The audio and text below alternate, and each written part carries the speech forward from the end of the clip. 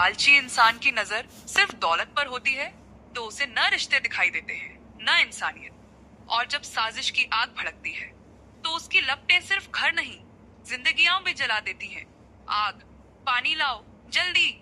पूरा देवगढ़ गांव अफरा तफरी में था। गांव के सबसे बड़े गेहूं के गोदाम से आग की ऊंची ऊंची लपटें उठ रही थी। चारों तरफ धुआं ही धुआं था। औरतें अपने बच्चों को लेकर दूर भाग रही थी। पुरुष बाल्टियों से पानी डाल रहे थे।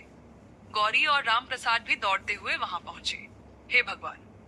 गौरी के मुंह से बस इतना ही निकला। तभी भीड़ में किसी ने जोर से चिल्लाया, वो रहा, पकड़ो उसे। सभी लोगों की नजर एक आदमी पर गई जो मुंह पर कपड़ा बांधे खेतों की तरफ भाग रहा था। कुछ युवक उसके पीछे दौड़े, लेकिन अंधेरे का फायदा उठाकर वह भाग निकला। सरपंच ने गुस्से में कहा, किसने की है ये हरकत? कोई जवाब नहीं था। गोदाम जलता रहा। उसी समय महेश अपने घर की छत पर खड़ा दूर से आग देख रहा था। उसके होंठों पर हल्की मुस्कान थी। उसका आदमी पास आया। मालिक, काम हो गया? महेश ने पूछा। किसी ने देखा तो नहीं? नहीं मालिक, महेश ने धीरे से कहा। अब दूसरा काम शुरू करो। क्या? पूरे गांव में खबर फैला दो कि आग लगाने वाला राम प्रसाद था। आदमी चौंक गया, लेकिन मालिक, महेश हंसा। सच से ज्यादा तेज झूठ फैलता है। कुछ ही देर बाद गांव में कानाफूसी शुरू हो गई। सुना है, राम प्रसाद ने बदले में आग लगवाई। उस पर बहुत कर्ज है। हो सकता है उसने ही किया हो। राम प्रसाद ने यह बातें सुनी तो उनके पैरों तले जमीन खिसक गई। मैं ऐसा कैसे कर सकता हूँ? लेकिन कोई उनकी बात सुनने को तैयार नहीं था। गौरी लोगों के बीच खड़ी होकर बोली, मेरे बाबा निर्दोष हैं। एक आदमी बोला, फिर आग किसने लगाई? गौरी के पास कोई जवाब नहीं था। उधर होटल में आर्यवीर की नींद अचानक फोन की घंटी से खुली। करण घबराया हुआ था। सर, देवगढ़ के गोदाम में आग लग गई है। आर्यवीर तुरंत उठ बैठा। कोई घायल? अभी जानकारी नहीं है, गाड़ी निकालो। सिर्फ 5 मिनट बाद आर्यवीर की एसयूवी गांव की तरफ दौड़ रही थी। उसे बिल्कुल अंदाजा नहीं था कि यह आग सिर्फ एक हादसा नहीं, बल्कि एक बहुत बड़ी साजिश की शुरुआत है। गांव में पुलिस पहुंच चुकी थी। इंस्पेक्टर विजय चौहान ने पूरे इलाके को घेर लिया। कोई भी यहाँ से बाहर नहीं जाएगा। उन्होंने सबसे पहले सरपंच से पूछताछ शुरू की। तभी भीड़ में से एक आदमी आगे आया। साहब, मैंने अपने कानों से सुना था। इंस्पेक्टर ने पूछा, क्या सुना? राम प्रसाद कह रहे थे कि अगर उनकी जमीन छीनने की कोशिश हुई तो गांव में कोई चैन से नहीं रहेगा। राम प्रसाद हैरान रह गए। मैंने ऐसा कुछ नहीं कहा, लेकिन अब शक की सुई उनकी तरफ घूम चुकी थी। इंस्पेक्टर ने 2 सिपाहियों को इशारा किया। राम प्रसाद जी, आपको हमारे साथ थाने चलना होगा। गौरी घबराकर उनके सामने आ गई। नहीं, मेरे बाबा ने कुछ नहीं किया। राम प्रसाद की आंखों में आंसू थे। उन्होंने गौरी का हाथ पकड़ा। डर मत बेटी, जिद कभी हारता नहीं। उसी समय एक काली एसयूवी पुलिस की जीप के सामने आकर रुकी। दरवाजा खुला और आर्यवीर सिंह राठौर बाहर उतरा। उसने एक नजर पुलिस पर डाली, फिर सीधे इंस्पेक्टर विजय की तरफ बढ़ा। इंस्पेक्टर साहब, क्या सबूत है आपके पास? आर्यवीर तेज कदमों से इंस्पेक्टर विजय चौहान के सामने आकर रुका। चारों तरफ मौजूद लोग उसे देखने लगे। इंस्पेक्टर ने पूछा, जी आप आर्यवीर सिंह राठौर? इंस्पेक्टर तुरंत उसे पहचान गया। ओह, राठौर साहब, आर्यवीर ने बिना समय गंवाए कहा। आप राम प्रसाद जी को किस आधार पर थाने ले जा रहे हैं? इंस्पेक्टर ने शांत स्वर में जवाब दिया, कुछ लोगों ने इनके खिलाफ बयान दिए हैं। बयान? आर्यवीर ने भीड़ की तरफ देखा। और कोई सबूत? इंस्पेक्टर कुछ पल चुप रहे। फिलहाल नहीं। आर्यवीर बोला, सिर्फ अफवाह के आधार पर किसी को अपराधी नहीं बनाया जा सकता। इंस्पेक्टर ने गंभीरता से कहा, मैं इन्हें गिरफ्तार नहीं कर रहा, सिर्फ पूछताछ के लिए ले जा रहा हूँ। राम प्रसाद आगे आए। मैं चलने को तैयार हूँ साहब, मुझे न्याय पर भरोसा है। गौरी की आंखों से आंसू बहने लगे। बाबा, राम प्रसाद ने उसके सिर पर हाथ रखा। रोना मत, सच सामने आएगा। आर्यवीर ने पहली बार गौरी के चेहरे पर इतना डर देखा। उसका दिल अनजाने में बेचैन हो उठा। थाने पहुंचने के बाद इंस्पेक्टर विजय ने राम प्रसाद से पूछताछ शुरू की। आग लगने के समय आप कहाँ थे? अपने घर पर। कोई गवाह? मेरी बेटी। इंस्पेक्टर ने डायरी बंद कर दी। हमें और जांच करनी होगी। उधर बाहर गौरी बेंच पर बैठी थी। उसकी आंखें लगातार थाने के दरवाजे पर लगी थी। आर्यवीर भी वहीं खड़ा था। कुछ देर की खामोशी के बाद उसने कहा, घबराइए मत।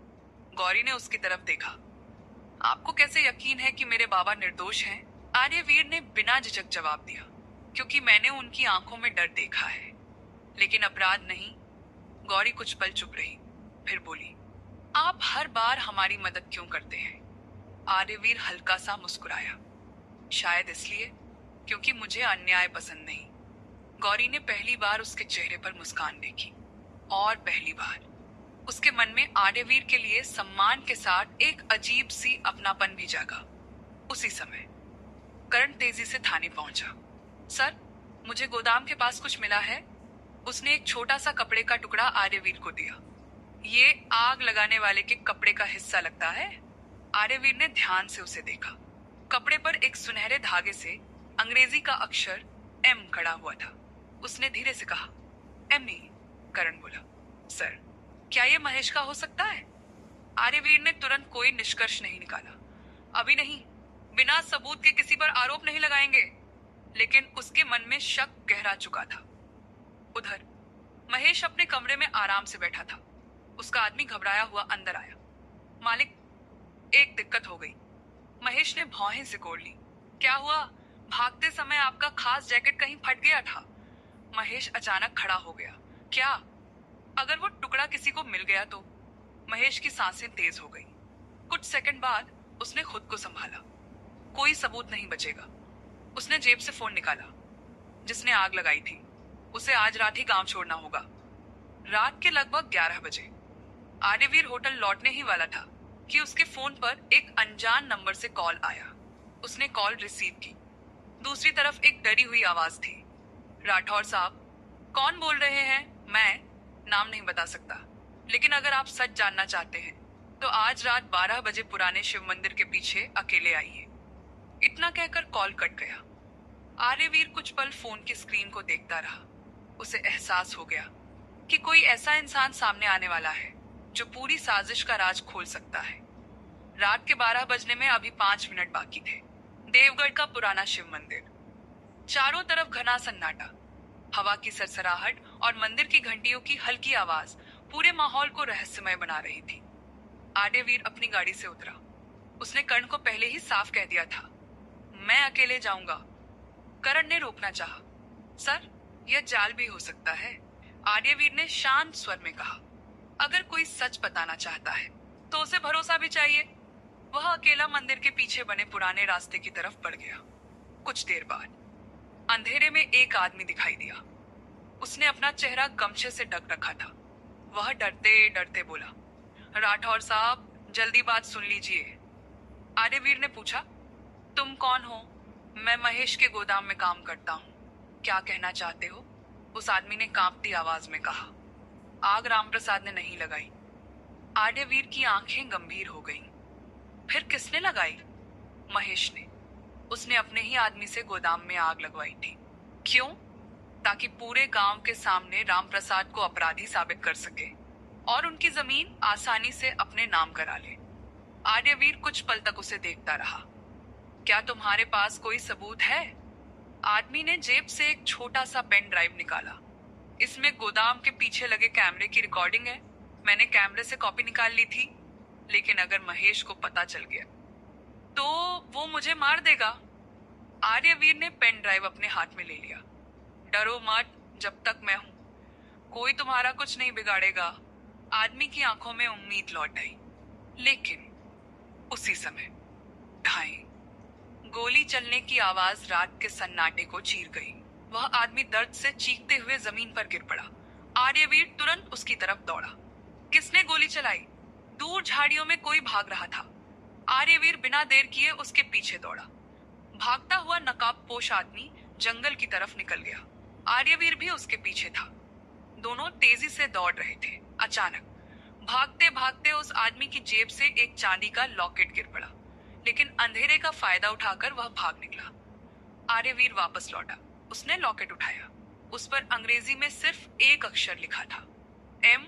उसी समय करण और सुरक्षा कर्मी भी वहां पहुंच गए। सर, आप ठीक हैं? आर्यवीर ने पेन ड्राइव और लॉकेट करण को देते हुए कहा, इन्हें संभाल कर रखो। करण ने घायल आदमी की तरफ देखा।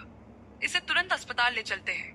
लेकिन जब तक वे उसके पास पहुंचे, वह बेहोश हो चुका था। उसके होंठों पर आखिरी शब्द थे, महेश। और फिर उसकी सांसें थम गईं। उधर महेश अपने फार्म हाउस में बैठा शराब पी रहा था। उसका फोन बजा। मालिक, काम हो गया? महेश मुस्कुराया। कोई गवाह नहीं बचा। नहीं मालिक। महेश ने संतोष की सांस ली। अब कोई मेरा कुछ नहीं बिगाड़ सकता। उसे नहीं पता था कि उसका सबसे बड़ा राज अब एक छोटे से पेन ड्राइव में कैद हो चुका है। अगली सुबह गौरी मंदिर में भगवान के सामने बैठी थी। उसकी आंखें बंद थी। वह बस एक ही प्रार्थना कर रही थी, हे भगवान, मेरे बाबा को बेगुनाह साबित कर दीजिए। उसी समय मंदिर की सीढ़ियों पर किसी के कदमों की आहट हुई। गौरी ने पलटकर देखा। सामने आर्यवीर खड़ा था। उसके हाथ में वही पेन ड्राइव थी। उसने गौरी की तरफ देखकर कहा, शायद अब तुम्हारे बाबा की बेगुनाही साबित हो सकती है। गौरी की आंखों में पहली बार उम्मीद की चमक लौट आई। लेकिन उसे बिल्कुल अंदाजा नहीं था कि इस सच को सामने लाने की कीमत आर्यवीर को बहुत भारी चुकानी पड़ेगी। अगले एपिसोड में पेन ड्राइव में क्या रिकॉर्ड हुआ है? क्या महेश का सच सबके सामने आएगा, या साजिश का असली मास्टरमाइंड अभी भी पर्दे के पीछे है? और पहली बार आर्यवीर और गौरी साथ मिलकर एक ही लड़ाई लड़ेंगे।